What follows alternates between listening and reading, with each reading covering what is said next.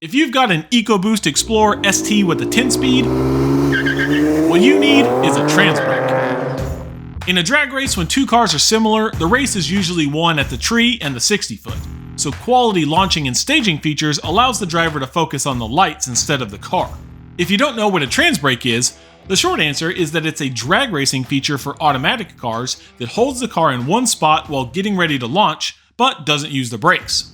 The name sounds like some kind of thing you'd buy at a shop and bolt up to your car, which is actually true in some cases, but this version of a Transbrake is all computer controlled with a stock transmission. It's simply a tuning feature applied via the Accessport.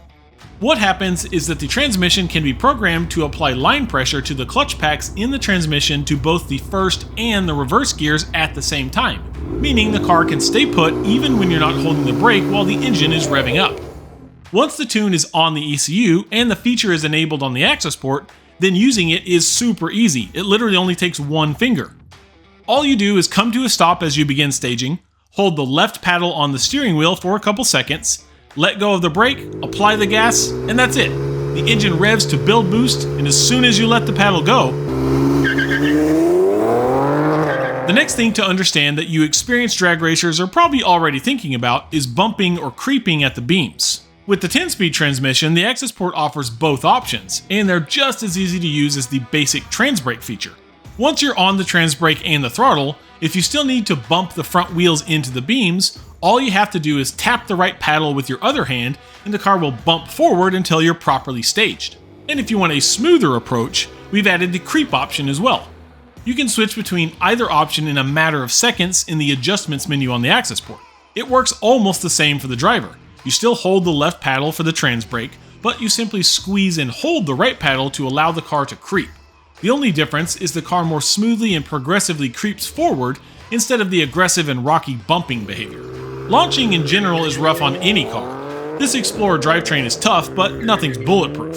So in addition to the custom launching features, we've also added in several safety measures that are both proactive and reactive that can intervene in the event that specific signs of potential engine or transmission damage have been recognized.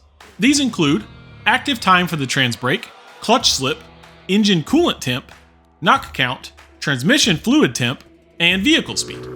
And last but not least, there is no such thing as a one-size-fits-all launch. The amount of power that you make, the temperature outside, the tires you're using, and the surface you're on all have a big impact on how the car behaves when launching. Some of that's just a product of your tune, but a huge advantage of the Accessport is the real-time adjustments that can be made to the launching features as needed without having to reflash.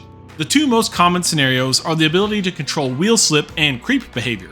For example, when the car launches, if you get too much or too little tire spin, the user-adjustable load offset lets you quickly increase or decrease your load target while on the Transbrake prior to launching, in order to dial in that perfect 60-foot on your next pass.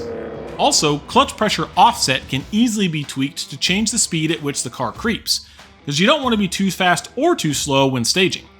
The combo of the Transbrake and the ability to make real-time adjustments to fine-tune your setup makes the addition of these features a lot more than just adding launch control.